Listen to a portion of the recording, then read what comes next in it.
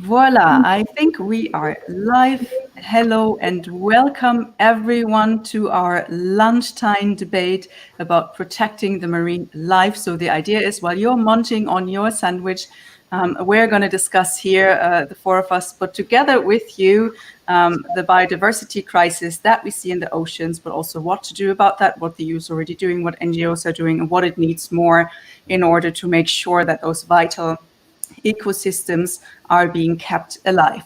My name is Ska Keller. I'm the president of the Greens EFA group in the European Parliament, and I have a fantastic set of experts along with me. I'm really excited to have you here with me. We have Virginijus Sinkevičius, who's the European Commissioner for Environment, Oceans and Fisheries. Thank you so much for joining. Then we have Monica Verbeek, who's the Executive Director of Seas at Risk, an NGO that focuses a lot on seas and is very active in Brussels, but I'm sure also elsewhere. And we have Daniela, who's a professor specialized in oceans governance at the Heriot-Watt University in Edinburgh and has been working on oceans for 20 years and even longer. So really fantastic experts that are here together with me. And I'm really looking forward to our debate about 1 hour. So everyone who's watching, you can follow us also on Facebook and on YouTube, unless you're watching the direct stream, which of course is also possible. And you can write down questions that you want to ask. Feel free to do so in the various channels. We're collecting them and looking at them all. Yeah, the reason for why we wanted to make a webinar about the oceans and biodiversity in the oceans is that oceans play a very important key role in our life on Earth.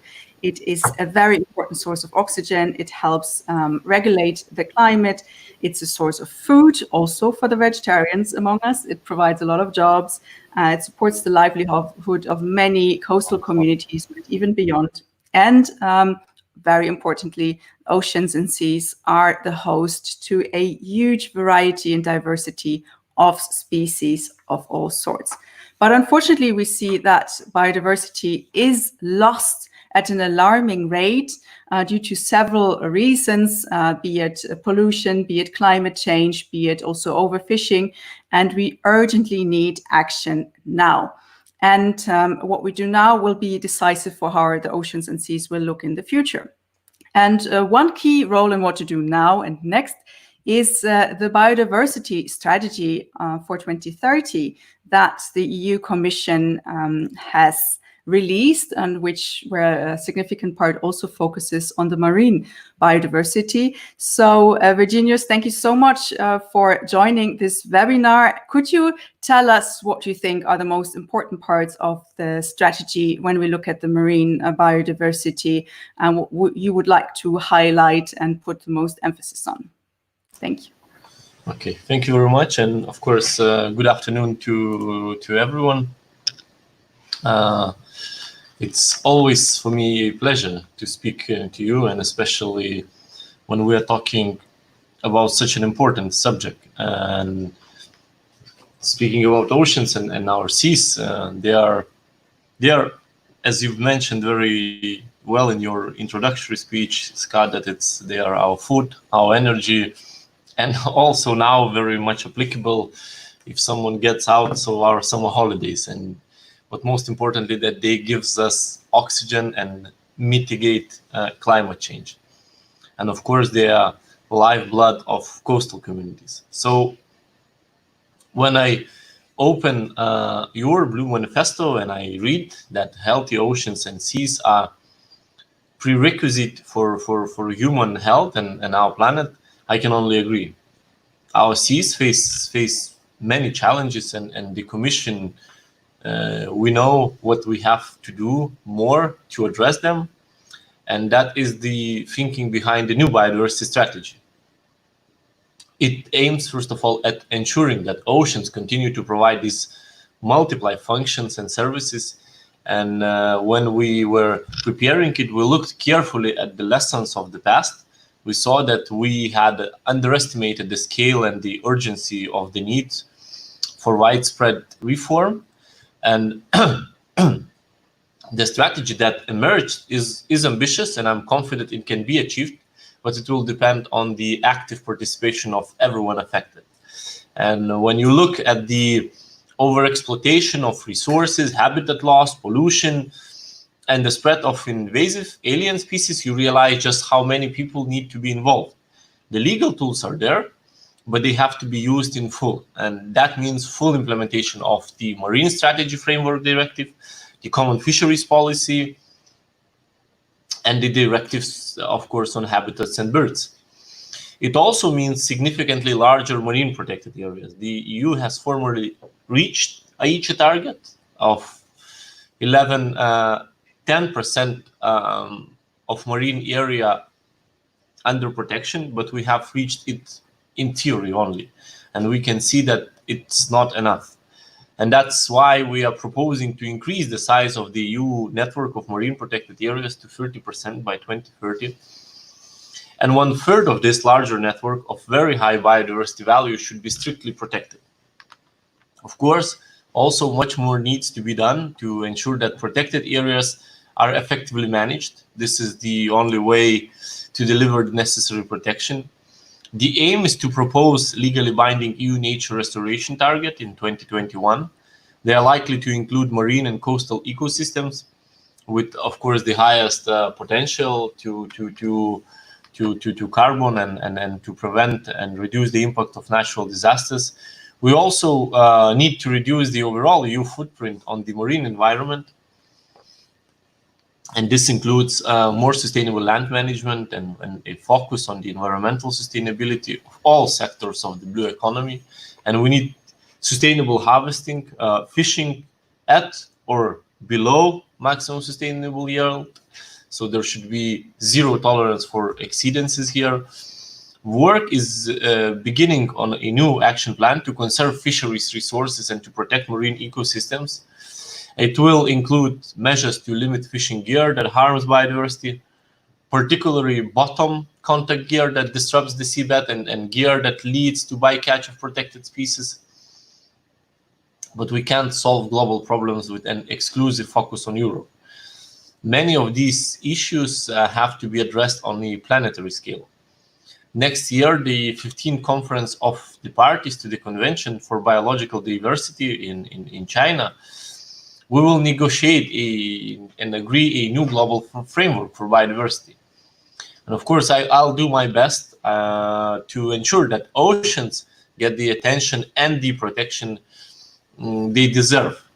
That's also the approach we have with the United Nations negotiations on marine biological diversity in areas beyond national jurisdictions. If we succeed, it will be one of the most significant achievements in ocean governance of our times. And it's with the same ambition that we have proposed 2 new marine protected areas in East Antarctica and in the Weddell Sea. The EU proposed these protected areas several years ago. We are not there yet, but we are more than ever determined to deliver. Now, the pandemic is hitting economies hard, and some may think that protecting and restoring nature is not a top priority in the light of the huge economic challenges we are facing. But the climate and the biodiversity crisis have not disappeared with COVID. Maybe COVID overtook it in articles, in media attention, but climate and biodiversity loss is still there, and we have to keep making the case for a green recovery. If we can't deliver that, reducing our impact and increasing protection, the ultimate price of climate disruptions and ecosystems collapse will be much higher than the cost of this pandemic. So I think let's keep making that point very clear and hammer it home wherever we can. It is certainly very prominent in new biodiversity strategy. We made sure of that. Adoption was an important milestone, but success is not about adoption.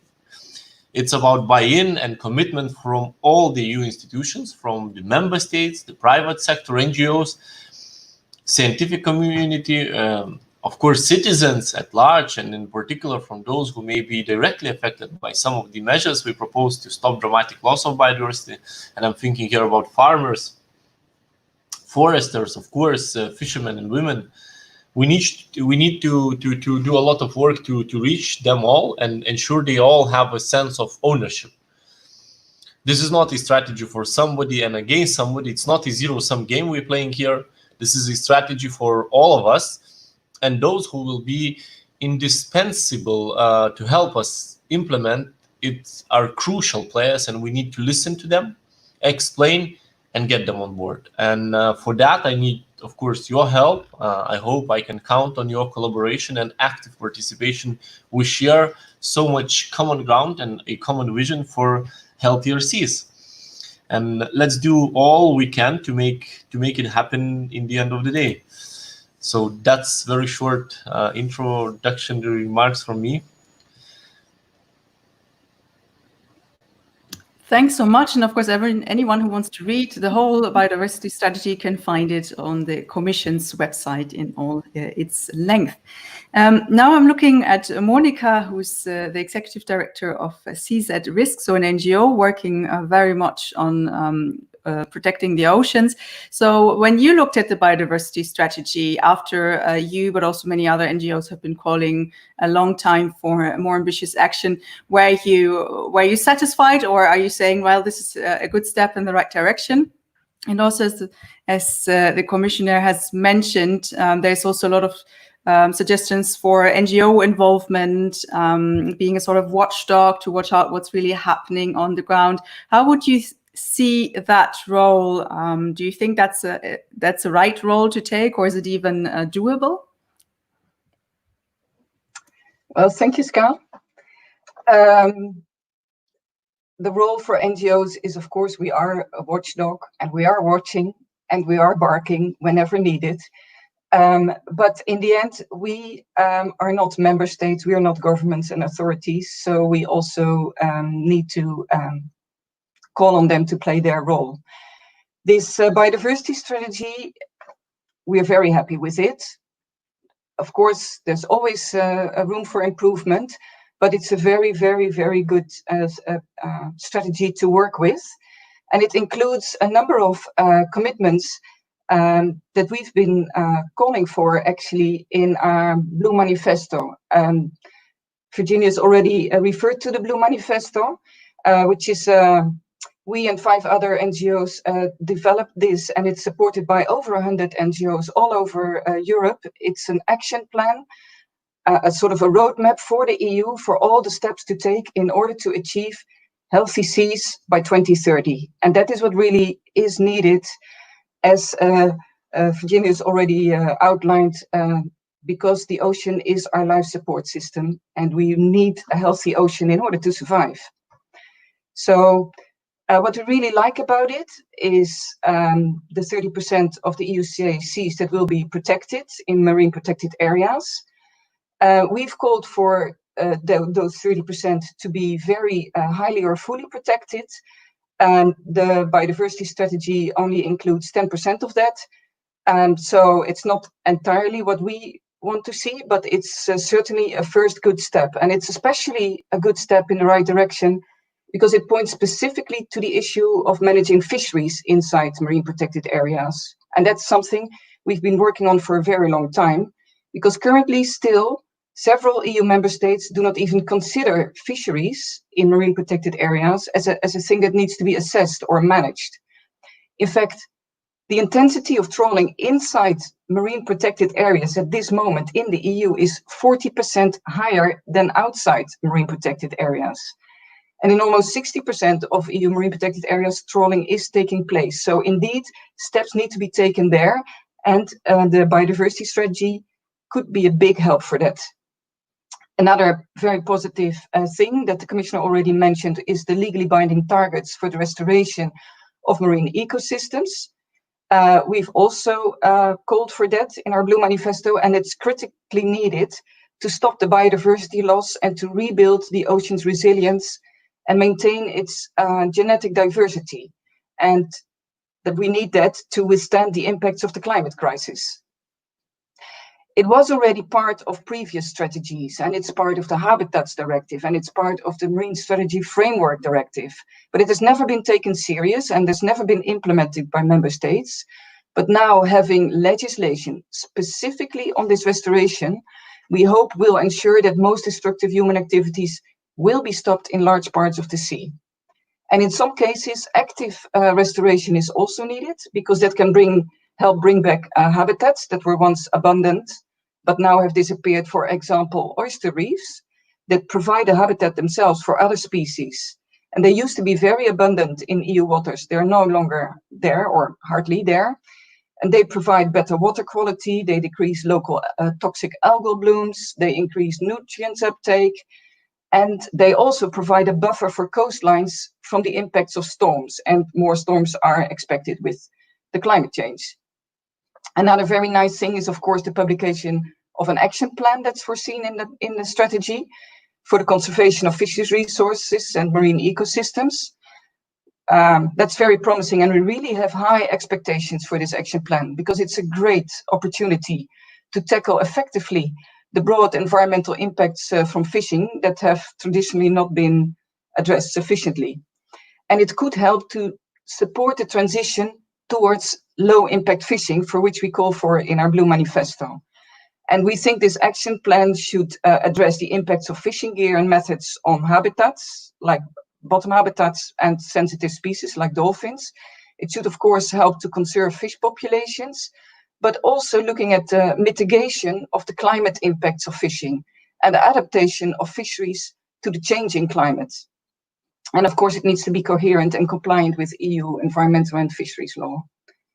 So in general, we are very satisfied to see that our calls have been heard, and that there's a clear recognition in the biodiversity strategy of the very high impacts of fisheries on marine ecosystems.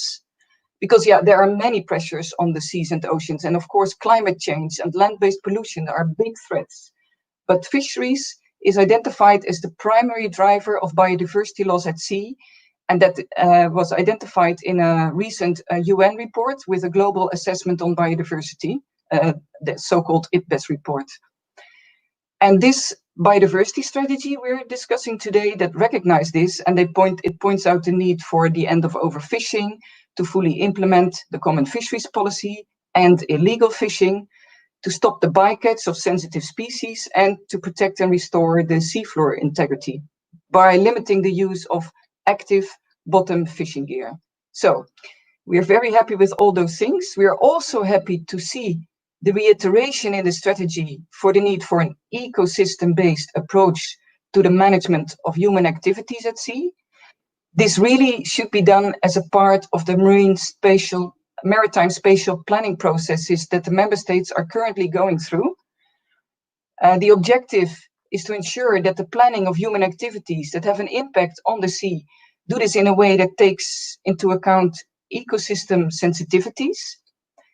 And it's really crucial that this maritime spatial planning is not done in a way that simply shares the maritime space among the different maritime industries, but rather that it is a process that at its core, it considers the ecosystem boundaries and sensitivities, and the need to protect and restore marine nature, in line actually with the legal requirements of the Marine Directive.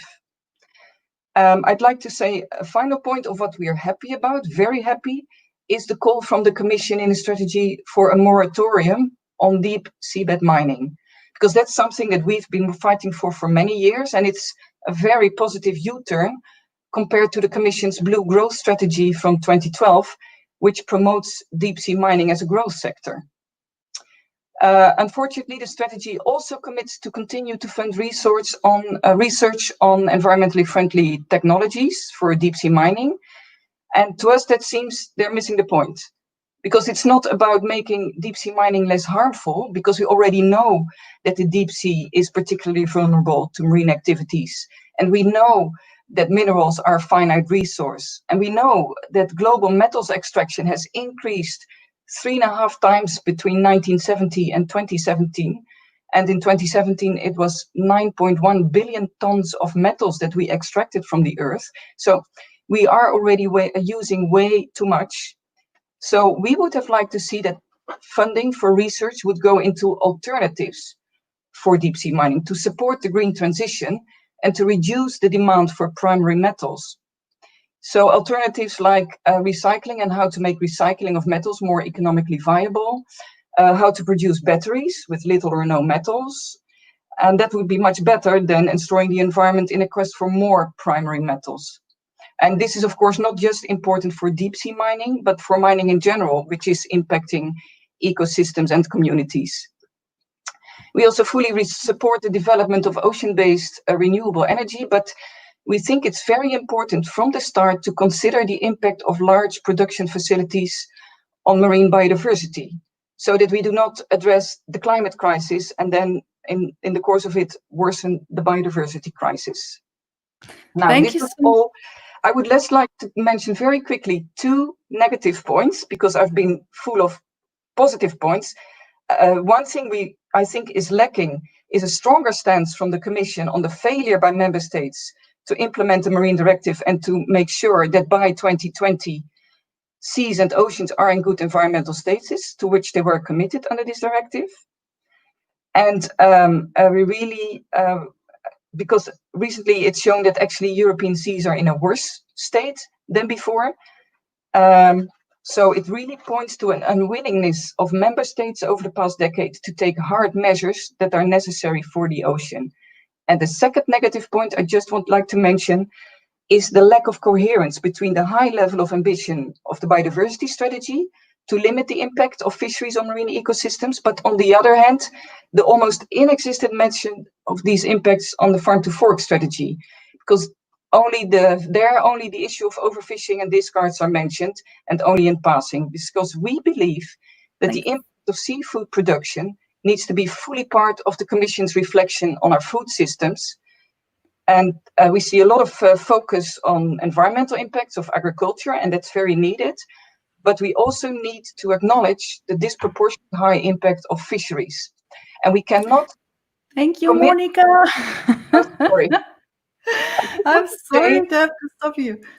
Sorry, You've given us so much food for further discussion, and definitely we'll come back to some of the points, especially the implementation, which I think is key. I anyway think there was hardly ever so much praise for Commission proposal like now on the biodiversity strategy. And I think you've put in your fingers exactly in the right points, but let's come to them in a bit so that Daniela also has a chance. And we'll come back to you, Monica, so don't worry. I would also very much like to welcome Daniela, who comes more from the research and academic perspective, which I think is also very important. I mean, we all refer always to studies and they come from somewhere. And you've been looking at the ocean issue for a really long time, also and especially on the global level. And both Virginijus as well as Monica have mentioned already the global aspect of the global treaties, and that also we cannot solve the biodiversity loss alone in Europe. I mean, certainly we need to do our share, our big share for that. But what do you think, does this new biodiversity strategy put the European Union in a different space now in the global sphere and discussion? And what do you think should be the role of the EU now when we come to the global biodiversity treaty? Daniela.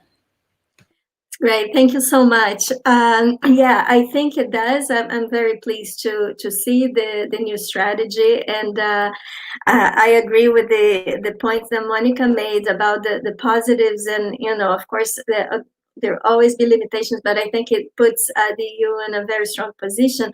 There's so many related issues. All the 5 drivers of biodiversity laws that we see in the EU are the same as the global level.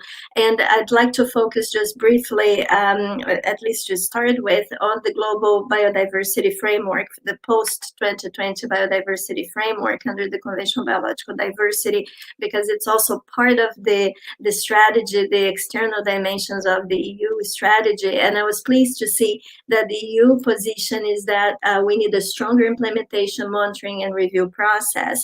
And in addition to that, I'd like to highlight a few themes because I think they mirror a little bit some of the things that the EU is looking to address even in its own waters. So one of the draft post-2020 global biodiversity framework is out there, and states and competent organizations and NGOs, academia are all invited to provide comments. It's out for peer review. So what I'm pleased about the new post-2020 framework is one of the elements is that monitoring elements and indicators are being adopted at the same time as the global goals and targets. So it facilitates implementation that way. The previous set of targets and goals that we had under the Convention on Biological Diversity, the Aichi biodiversity targets, it took a long time for the development of indicators, so it becomes very late in the game that states start to realize how they can implement that framework. And the same happened for the Sustainable Development Goals, and the indicators for the Sustainable Development Goals are still being developed, so it's not complete yet. So I think that the post-2020 Global Biodiversity Framework has a strong chance of succeeding because it's building on that strong ground. But there are some limitations on the current draft that I think the EU and its member states and the international community have a chance to improve. One of the things, for example, is that it does talk about 30% of protection through protected areas and other effective area-based conservation tools, or other effective area-based conservation measures, which has been defined and has specific criteria that's very robust under the Convention on Biological Diversity. It was adopted in 2018, which is good because it provides means of implementation for that. That's not just paper parts. Of course, some of the elements that we're seeing included in the framework at the moment reflect the old Aichi Biodiversity Target 11, which apart from the quantitative element, at the time it was 10%, now it seems to be 30%. Of protection, the qualitative elements are very important, and it's reflected at the current draft. So effective management, the need for effective management, the need for focusing on areas that are in fact important for biodiversity, and not just an area that nobody has in mind because no activities are in place. It might not be areas important for biodiversity that people, state establish marine protected areas. So it needs to be around those connectivity. Ecological connectivity is a very important component of the framework, which is also very good for allowing synergies across conventions. The Convention on Migratory Species has been developing guidance on ecological corridors, for example, that we can relate to for more coherent policies. Ecological representativity is a very important component as well, and we can learn from that from biogeographical classifications that we need every type of different types of habitats protected as well to have that insurance and insurance policy, if you will, if you have replication on the establishment of those networks, so ecologically representative networks of marine protected areas. So those elements are there so far, so I hope that they remain. The other thing that one thing that is missing is the concept that the whole oceans, outside of MPA should be sustainably managed as well. 100% of the oceans should be sustainably managed, because that's not a new concept. It comes from an obligation under the Convention on Biological Diversity. It comes from an obligation under the UN Convention on the Law of the Sea that was adopted in 82, came into force in 94. So it's not a new concept. And to apply that, the ecosystem approach is really important, and that's reflected in the EU strategy. So I'm very pleased with that. I think that the CBD global, the Convention on Biological Diversity, global biodiversity framework could be strengthened during the negotiations at the moment with respect to fisheries. So the fisheries part of the fisheries target, which is current target 8, it's quite weak. It has sustainable fisheries management, but it doesn't specify in the monitoring elements or in the indicators enough elements that could sustain that. One aspect for me that's very important would be the application of an ecosystem approach to fisheries. And there is detailed guidance on that by the FAO, and a number of other bodies have developed there's even roadmaps under the regional fisheries management organizations, like the Northwest Atlantic Fisheries Organization has developed that. So the importance of that interaction between different species, the food webs, the relationship between the species and the habitats should be there as well. One thing that I find that could be stronger in the global framework, the CBD one, is the concept of integrity and functioning of ecosystems. That's very important also for resilience in light of climate change and ocean acidification. And we had under the previous framework, the biodiversity target, there is target 10, which states had committed to minimize multiple pressures, multiple anthropogenic pressures on vulnerable ecosystems, vulnerable to climate change and ocean acidification. And we have seen with the latest IPCC report on oceans and the cryosphere, the importance of doing that, to reducing those multiple pressures on ecosystems so they have time, they have breathing space and time to adapt to this new reality of climate change and ocean acidification. So the other thing that I think could be improved in the global draft of this framework under the Convention on Biological Diversity is more explicit reference to deep sea ecosystems. There are a number of indicators now for coastal ecosystems, which is fantastic, mangroves and coral reefs and seagrasses.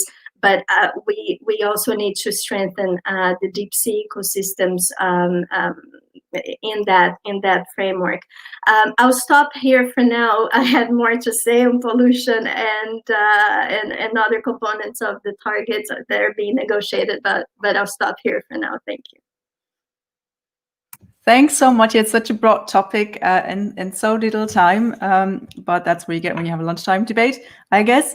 But I find it very intriguing that I think all of you have mentioned the issue of implementation, that it's, you know, a great strategy to have on paper, but what we really need to focus on is implementation, making sure that the great plans and ideas we have, that they're actually becoming reality, and also that we have other laws in place that might be great on paper. We have protected areas on paper, but the important thing is, how is it really implemented? How is it being put into practice? And then the other issue being the coherence with other policies. So Daniela now talked about pollution, and Monica mentioned agriculture policy, which of course is a major contributor to the pollution in the seas and is a really big factor, but not the only policy which has a huge impact on the seas, where maybe the voice of ocean biodiversity is not heard so strongly, possibly in its development. So I would like to hear your ideas about that. Like, how can we make sure that the biodiversity strategy is being implemented? And maybe we go to Monica first, and then afterwards to Virginijus, and then finally again to Daniela to get some different ideas. That would be fantastic. So how do we get this implemented, and how do we ensure a coherence with other policy areas, for example, in the area of agriculture, to reduce the pollution into the oceans? And Monica? Thanks. Good questions, very good questions, because this is what is hampering always the very beautiful policies we have. Some of them are beautiful. Well, of course, member states are responsible for implementation, and that means also better coordination between different ministries and different authorities.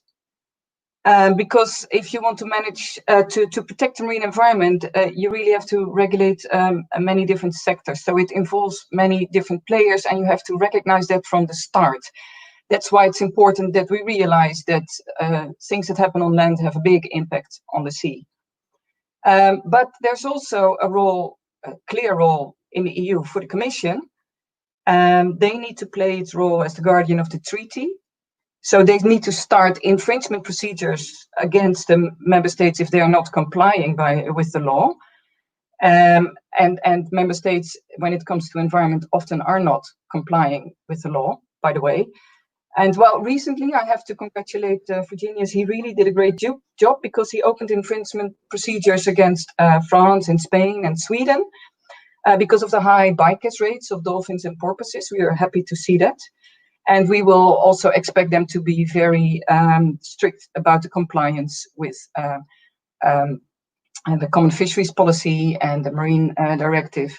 Now, for this biodiversity strategy, yes, coherence of policies, very important. For example, we still have a blue growth strategy with an objective to, and actually the Commission itself said in a recent report that's basically undermining the objective of the Marine Directive of having by 2020 good environmental status. So there is still work to be done, because it will be very hard to achieve something if you push on one side but undermine it on the other side.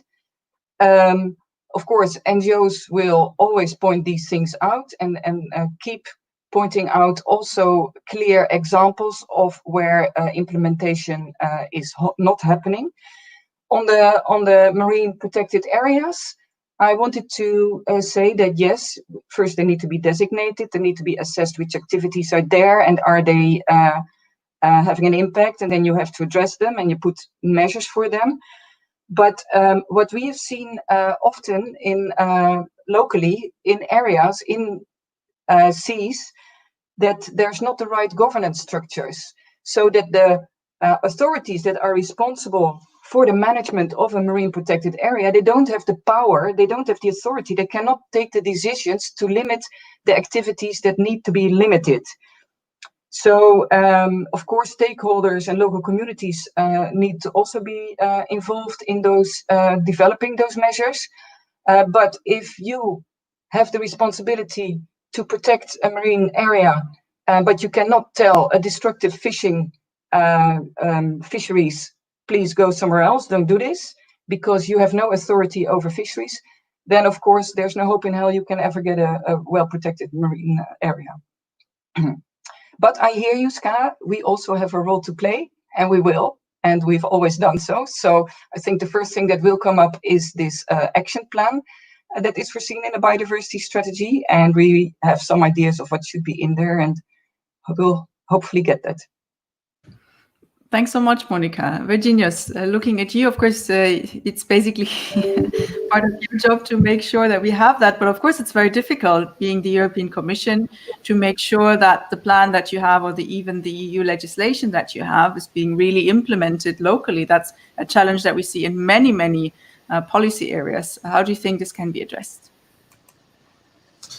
Thank you for the question, and I can hear, I'm listening very carefully what the other speakers, the science and NGOs have to say.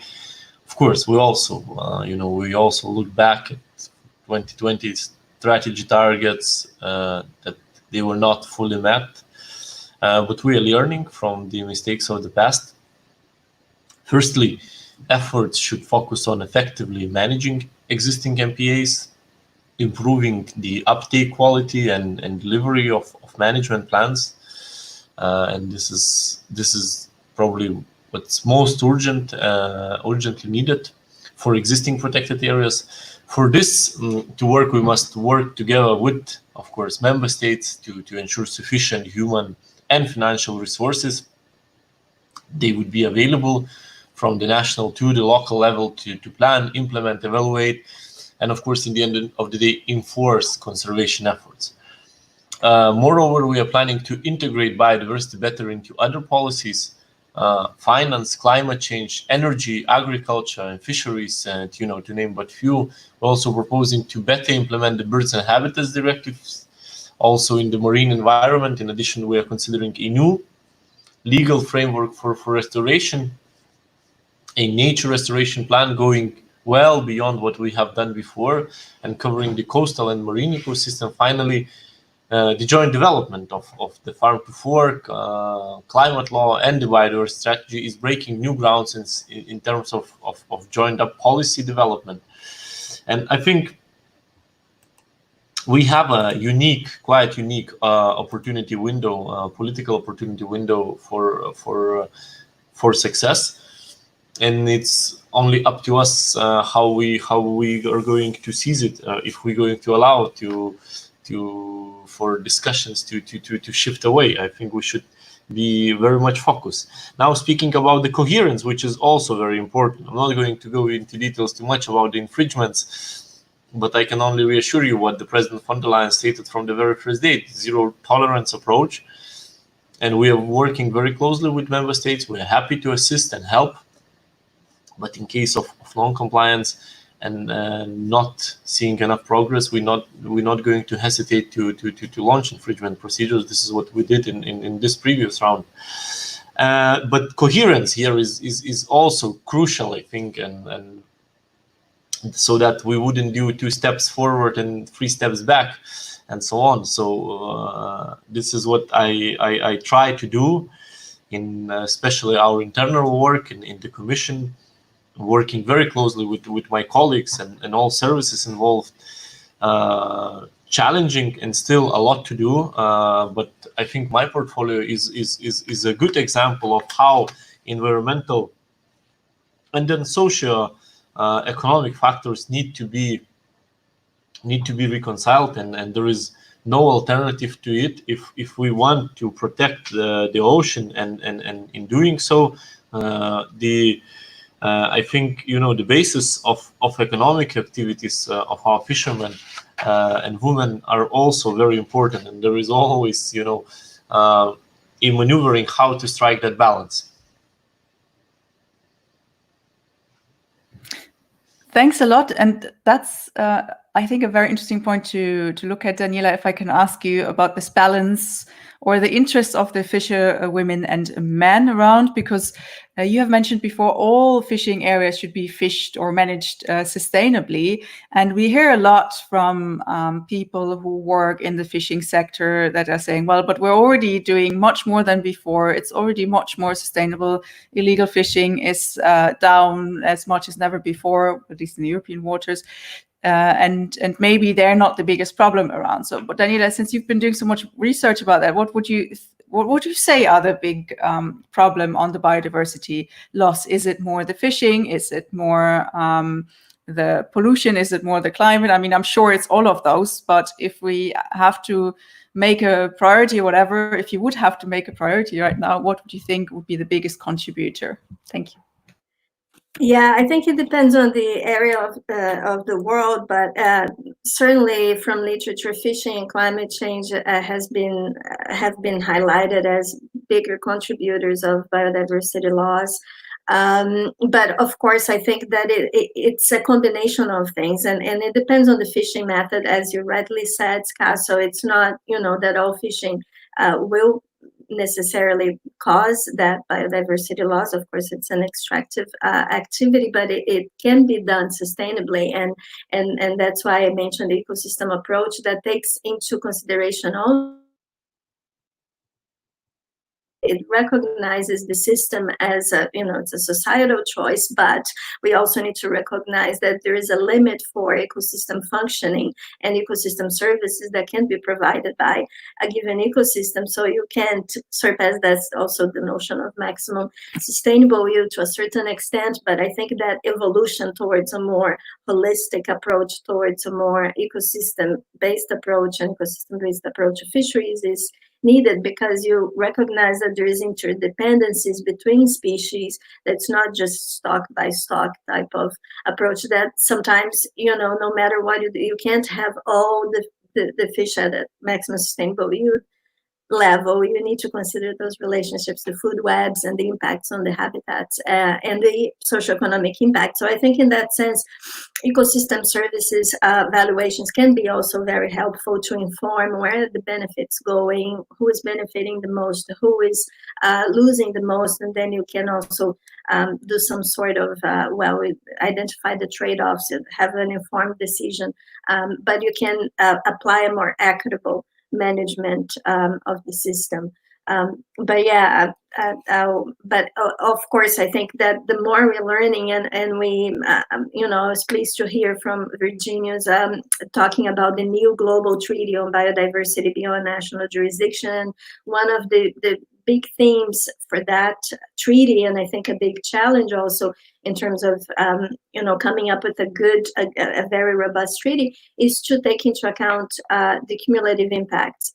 We need to assess the cumulative impact. So I know it's a difficult thing to do because there are priorities and we are always prioritizing, but all of those activities together will, the sum of it will be more than the additive effects can be more than the sum of its parts. So I think we need to be conscious, and impact assessments, strategic environmental assessments, biodiversity, inclusive ones. We have guidance under the Convention on Biological Diversity to conduct those as well, should be a very prominent tool in terms of ensuring policy coherence, as we're discussing, but also ensuring that those cumulative effects are not impacting the ecosystems in a significant adverse manner.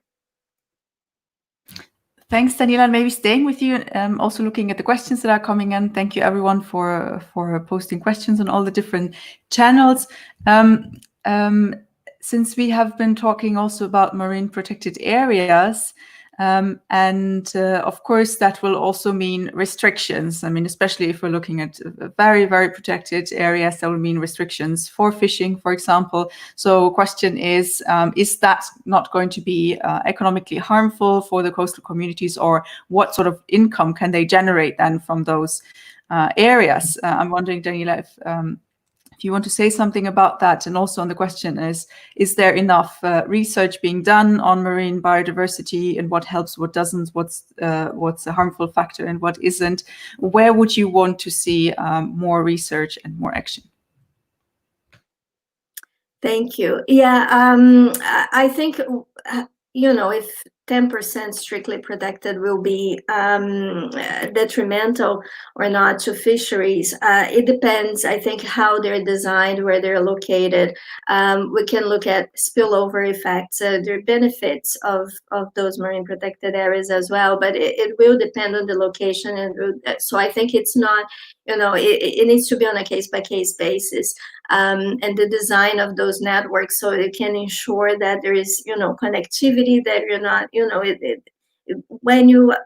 I find that when states focus too much on one by one, it's very difficult to achieve that comprehensive connectivity and the conservation objectives that you want to achieve. So when you think of a network of NPAs, then you can think of more strategic places, and you can think of areas if there will be some social impacts, how to mitigate those social impacts. So it does need to be on a case-by-case basis.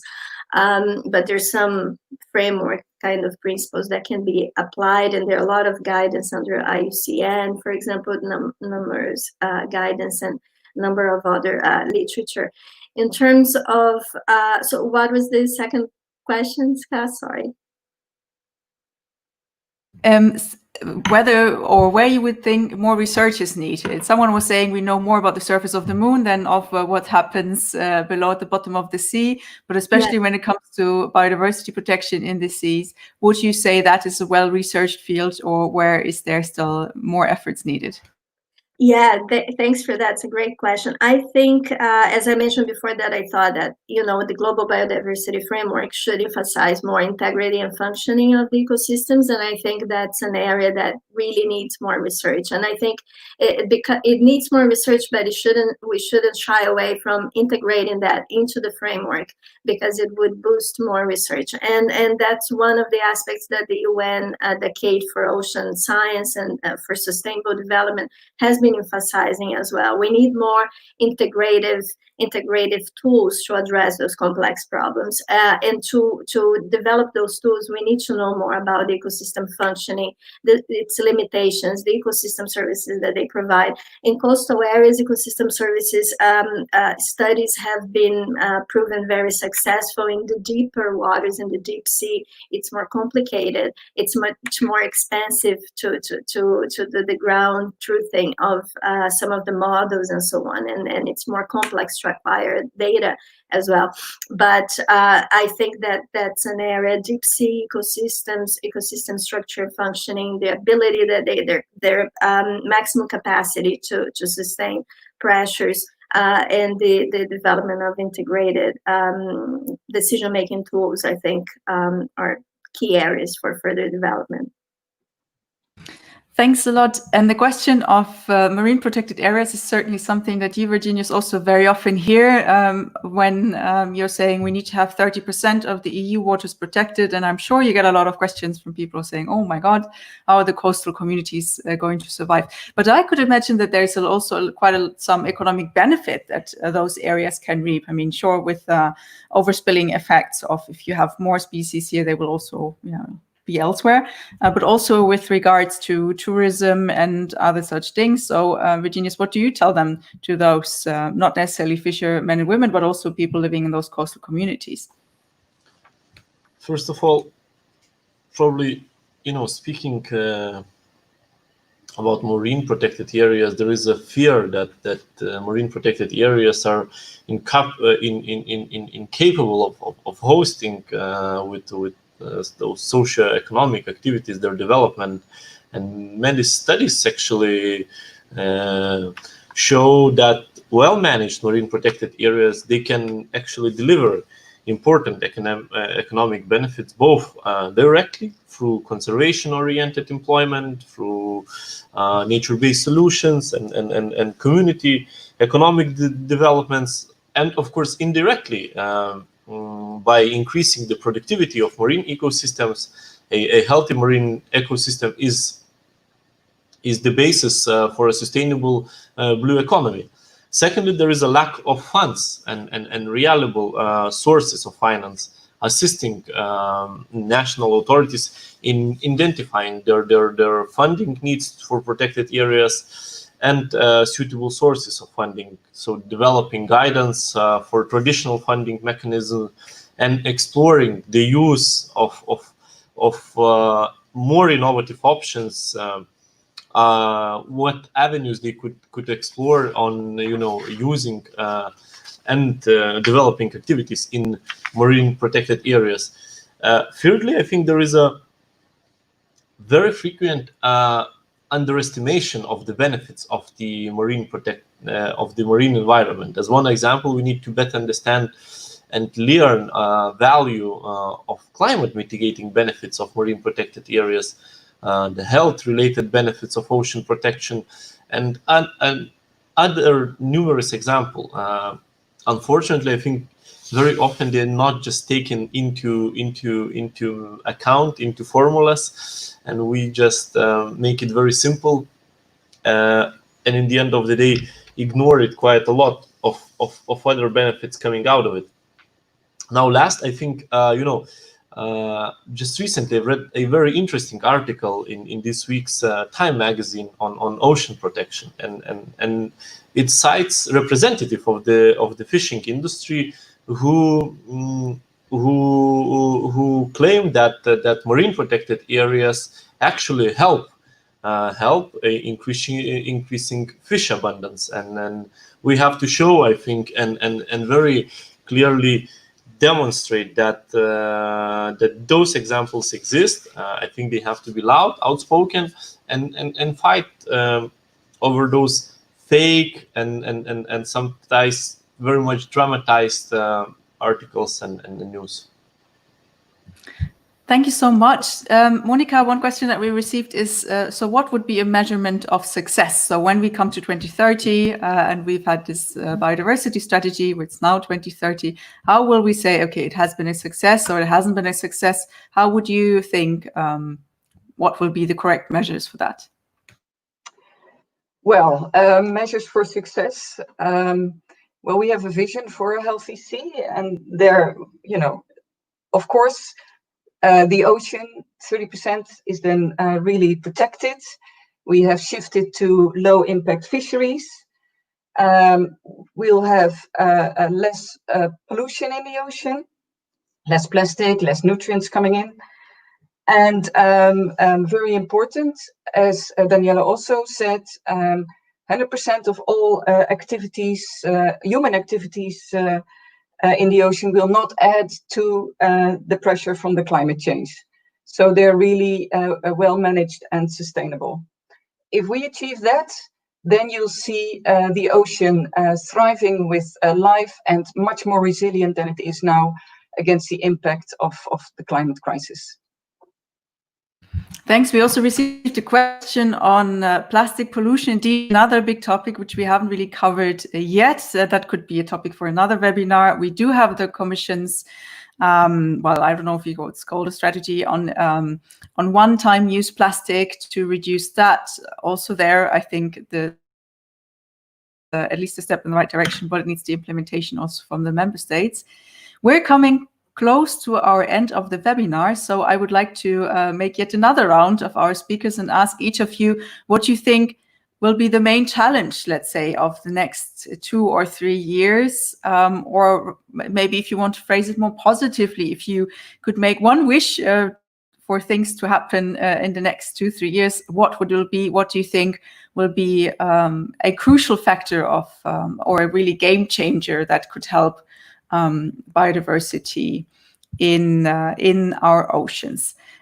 So then let's start now with Monica, then Daniela, and the last word goes to Virginijus.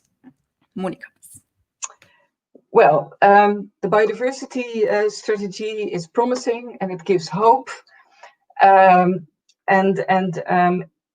it will really make a difference if it is implemented well, as you already said, Ska. That is, of course, crucial. And I think in the next, you were talking about next 2-3 years, the main thing we really have to do is, okay, develop a good restoration target, a good action plan, etc. But let's please finally implement the legislation that we have, implement the Habitat Directive, implement the Common Fisheries Policy, implement the Marine Strategy Framework Directive. If we would only do that, if member states could only gather behind, show the political will, finally now we more and more start to understand how important the ocean is and how much it's threatened and how near tipping points we already are, as the European Environment Agency just recently showed again in a recent report. If we only could do that, then we would have been already in a so much better space as we are now. Thanks so much. That doesn't look like an impossible wish to fulfill, I guess, but it's of course always difficult. Daniela, what's your wish?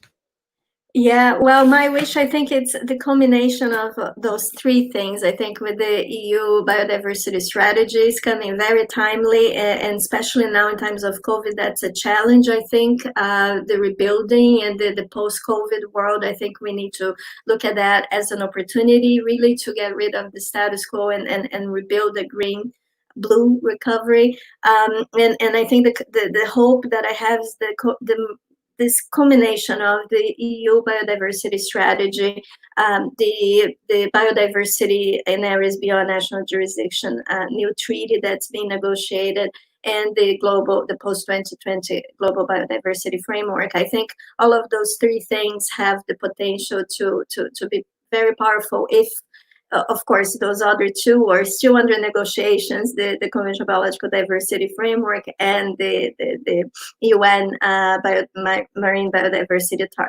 Treaty. So we still need to see how they will shape up, but, there is opportunity there. Thank you so much, Virginijus. Looking at you, since you're the man in charge of making at least part of it happen, what is your wish for the next, let's say, 2-3 years? First of all, of course, thank you, Ska, and everyone else, your colleagues, for having organized this very interesting webinar on oceans-related aspects, and of course, bringing biodiversity strategy into it. We really need, first of all, I think that join all efforts to further raise awareness for the importance of oceans in our policies. And oceans are vital for us to survive. They can greatly contribute to our fight against climate change. And if we not protect them properly, then the results and consequences are going to be disastrous. I think, when we speak about what I wish for the next years, first of all, of course, ongoing ocean matters. I think they are very important. And of course, agreement on BBNJs, protecting marine protected areas, not only here in the EU, but only we're speaking about the Antarctica, Weddell Sea. This can be enormous territories protected and a huge achievement by all of us around the planet. So there definitely lots of attention there. Then, of course, implementing existing legislation. That's going to be key here domestically. Implementing our very ambitious biodiversity strategy, putting it on a path of implementation. These 5 years, usually I think the beginning, they are crucial, so that basically it kicks off, and then rest of the 5 years could be much easier.